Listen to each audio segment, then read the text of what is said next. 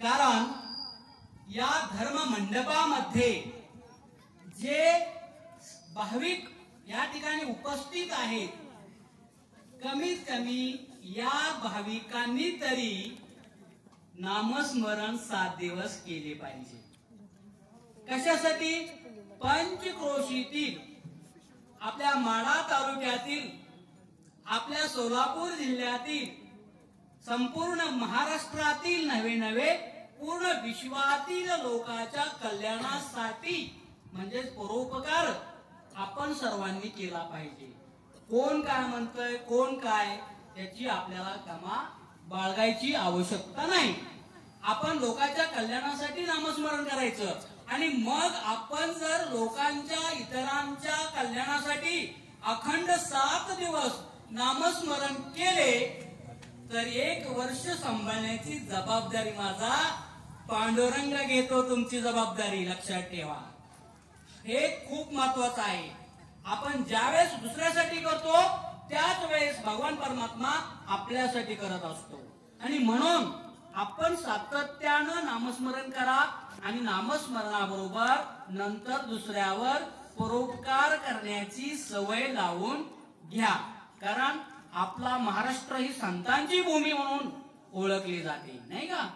मग या संतांच्या भूमीमध्ये प्रामुख्यानं जर विचार केला आपण तर निवृत्ती, ज्ञानदेव, सोपान, मुक्ताबाई, एकनाथ,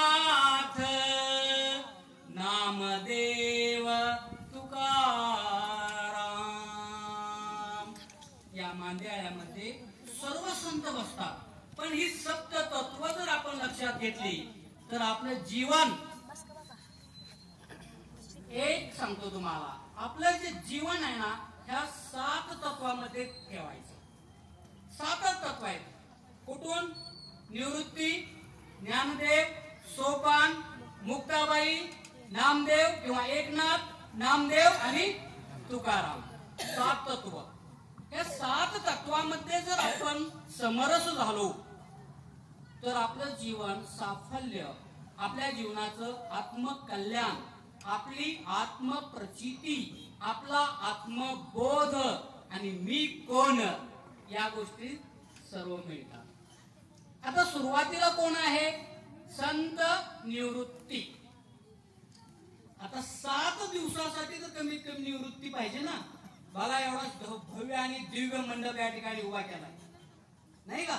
एवढा मोठा मंडप उभा केलाय, एवढी मोठी लोकसंख्या आपल्या भोसरेची आहे, पंचक्रोशीत भाविक लोक आहेत, सगळ्यांना तुम्ही पत्रिका वाटप केलेल्या आहेत, तरी सुद्धा या ठिकाणी उपस्थिती किती आहे पहा. असं का होतं? याचं एक्झॅक्ट कारण जर आपण शोधलं तर त्याचं कारण आहे नवीनच एक आलेला पीस, त्याला मोबाईल म्हणतात. आणि हा मोबाईल घराघरामध्ये असं काम करतो ना, बाहेर पडूच देत नाही. तो बाहेर पडू देत नाही. अरे काय, मोबाईलला सर्च करायचं, काय पाहिजे ते मिळतं. मोबाईलला सर्च करायचं, काय पाहिजे ते मिळतं, पण ते काय पाहिजे ते बाजूलाच राहतं आणि नको ते बघितल्याशिवाय राहत नाही. काय गंमत आहे बघा. पूर्वीच्या काळामध्ये एखादं मूल रडू लागलं तर त्याला माझ्या नामदेवांचा, माझ्या तुकारामाचा अभंग गाऊन दाखवला जायचा आणि ते मूल शांत बसायचो. आता मूल रडायला लागली, त्याच्या हातात काय द्यावा लागतो? तुम्ही सांगितलं, मला सांगायचं आवश्यकता नाही. ही परिस्थिती निर्माण झाल्यामुळं आपण म्हणतो की सुधारणा झाली, सुधारणा झाली, सुधारणा झाली. सायन्सनं जग पुढे गेलं, सायन्सनं जग पुढे गेलं. पण मी म्हणतो जग राहू द्या, भारत देश फक्त पुढे गेला. कारण प्रत्येक देशामध्ये माझ्या संतांचं वाङ्मय सूक्ष्म दृष्टिकोनातून अभ्यासलं जाते प्रत्येक देशामध्ये. आणि प्रत्येक देशामध्ये गाथेचा अभ्यास, ज्ञानेश्वरीचा अभ्यास, भागवताचा अभ्यास बारकाईने केला जातो, शाळेमध्ये मुलांना याचं ज्ञान देऊ लागलेत ते लोक, आणि आपल्या देशात जे निर्माण झालं ते मात्र बाजूला राहिले. त्याचा फायदा इतर देश घेऊ लागलेले आहेत. घेणं आवश्यकच आहे, कारण आपले संत म्हणतात हे विश्वची माझे घर. कारण आता मी सांगितलं पहिले संत आपली निवृत्ती, पण कमीत कमी वस्तू निवृत्त व्हावं ना. पुढे बाकीच्या दिवशी करायचंच नाही प्रपंच, कोण नको म्हणते करायला. पण हे 7 दिवस एवढ्या अट्टहासानं तुम्ही अखंड हरिनाम सप्ताह आयोजित करताय, त्याचा काहीतरी आनंद घ्या. 7 दिवसामध्ये हा मंडप भरलेला असला पाहिजे, सदैव अखंड नामस्मरण चालत असलं पाहिजे. विना उभा आहे आणि विनेकराच्या जवळ एक माईक दिला पाहिजे, आणि त्यानं म्हणलेलं रामकृष्ण हरी सगळ्या गावामध्ये ऐकायला गेलं पाहिजे. म्हणजे कळतं की बाबा खरंच आपल्या गावामध्ये सप्ताह चालू आहे. अखंड म्हणतो ना आपण लिहितानाच, अखंड हरिनाम सप्ताह वर्ष 15वे.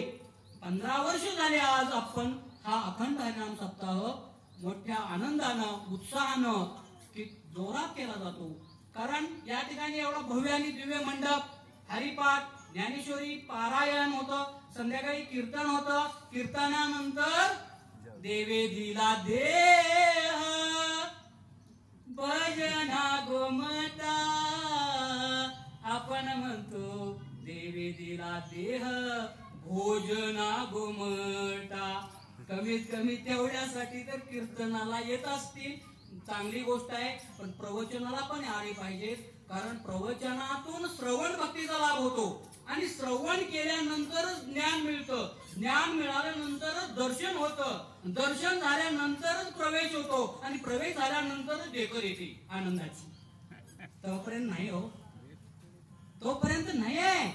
जरा थोडा विचार करायला पाहिजे. सारासार विचार करा उठा उठी, नाम धरा कंठी विठोबाचे, क्षणोक्षणी हाची करावा विचार. विचार केला पाहिजे, कारण आपला विचार आपण करत नाही तर कोणी करायचा. आपलं कल्याण आपण करून घ्यायचं नाही तर कोणी करायचं. हा, बाकीची शेजारी लोक कुणी कोणाचं कल्याण करत नाहीत. कोणतं आध्यात्मिक बोलतोय मी, कारण मग आज अभंग लावला होता, मन हा मोगरा अर्पुनी ईश्वरा. कोणाला अर्पण केला पाहिजे? मन कोणाला अर्पण केलं पाहिजे? ईश्वराला अर्पण केलं पाहिजे. आपण कोणाला करतो आपलं मन अर्पण?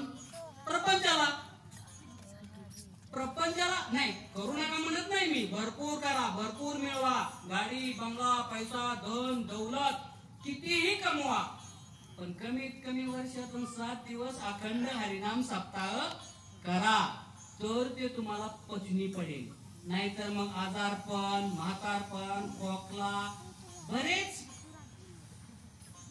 थोडं माणूस बदलला की लगेच निसर्ग माझा देव बदलायला भाग पडतो.